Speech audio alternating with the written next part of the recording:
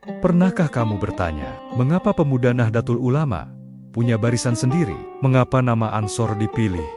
Bukan sekadar organisasi pemuda. Dan mengapa sampai hari ini, Ansor selalu berada di garis depan ketika agama dan negara diuji?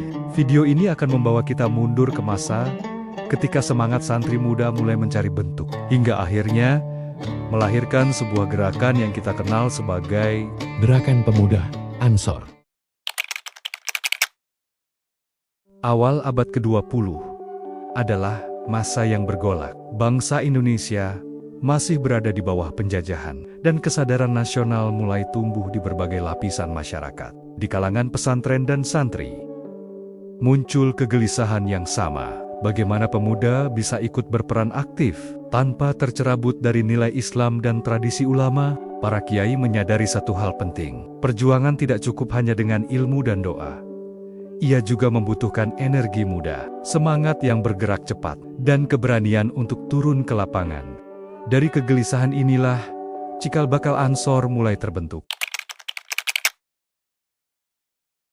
Pada tahun 1924, lahirlah organisasi bernama Syubanul Watan, yang berarti Pemuda Tanah Air. Organisasi ini menjadi wadah awal bagi santri muda untuk belajar berorganisasi dan menumbuhkan kesadaran kebangsaan. Perjalanan belum berhenti. Pada awal 1930, bentuk organisasi ini terus berkembang, hingga muncul nama Ansor Nahdlatul Ulama. Kata Ansor bukan sekadar nama. Ia diambil dari sejarah Islam, merujuk pada kaum Ansyar di Madinah, mereka yang menolong Rasulullah tanpa ragu, tanpa pamrih. Filosofinya jelas, menjadi penolong agama, ulama, dan perjuangan bangsa. Pada tahun 1934, Ansor secara resmi diakui sebagai Badan Otonom Nahdlatul Ulama.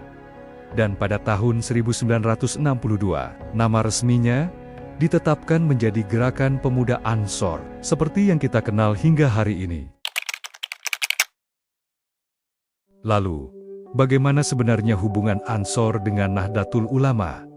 Jawabannya sederhana, tapi sangat dalam. Ansor bukan organisasi lepas, dan bukan pula sekadar mitra. Ansor adalah bagian dari Nahdlatul Ulama. Secara struktural, Ansor berada di bawah NU. Secara ideologis, Ansor mengikuti manhaj Ahlussunnah wal Jamaah ala NU, dan secara kultural, Ansor adalah perpanjangan tangan NU di kalangan pemuda. Jika Nahdlatul Ulama adalah rumah besar para ulama, maka Ansor adalah penjaga pintu yang memastikan rumah itu tetap berdiri kokoh di tengah badai zaman.